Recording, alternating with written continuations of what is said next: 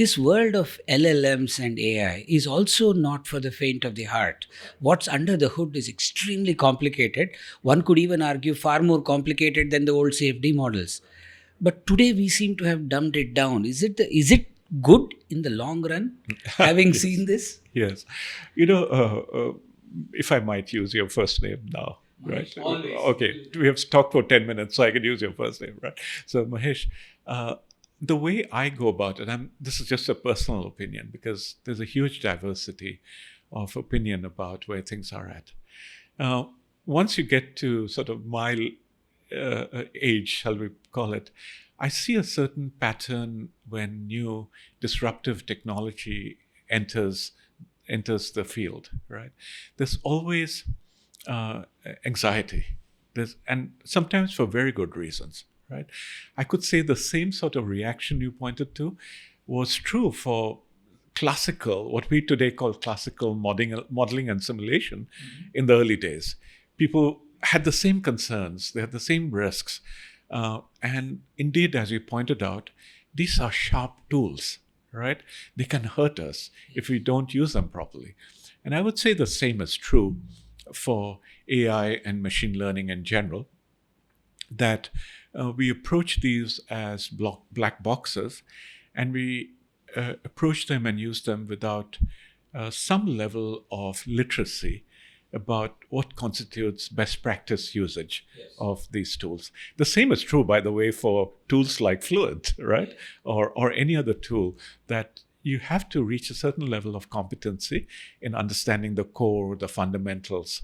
Now, I'm not saying that all of us need to become, AI experts or anything like that, but some knowledge of how do these LLMs that are used in our systems, what are they trained on? What is the data that they're scouring?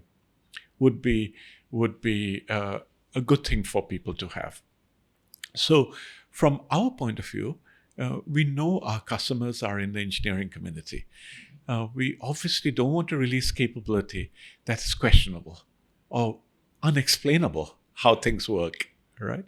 So the approach we have chosen is pretty cautious, and I think many others are settling on the same approach, which is that in this progression, that in the vision that people have about AI and how it plays into the engineering world, one can think about it as multi levels. Some people would say this is the so-called agentic view of AI, where it goes from an advisory role to actionable roles, right?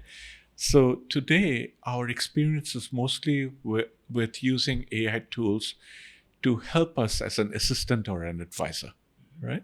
So when we implement AI into, let's say, an engineering simulation system today, it's mostly in the context of an advisory tool to the customer, leading them to useful information.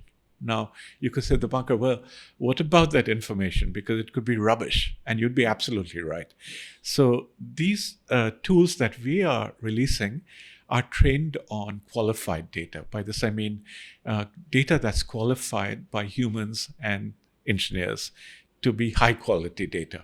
So imagine today if you were working with a version of Ansys Fluent, and you're a customer and you're setting up a problem for the very first time, and you're curious about what is the best practice, are the past examples of that. You talk to the assistant, let's call it Ansys GPT, in the panel that goes with the product, and you make your query, and it comes back with information drawn from tutorials, manuals, qualified user forum data, and gives you advice and guidance and the references.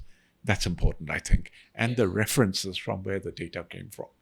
So let's say you're setting up a compressible flow problem in a turbine cascade. What are appropriate boundary conditions? What are appropriate inputs and outputs for the solver? You can maybe ask a query. The more, as you know, with large language models, the more information you give them, the better chance they'll come back with good responses. Right. And we have found that type of careful, guided data approach becomes really useful. Later on, we can easily anticipate such a system acting almost like a proxy user to the extent that you're routinely solving a problem, right? And it becomes pretty clear as to what your the best practice approach to solving this difficult problem might be. For example, you might initialize a highly nonlinear problem from a pre-computed solution to get a safer direction or trajectory to convergence.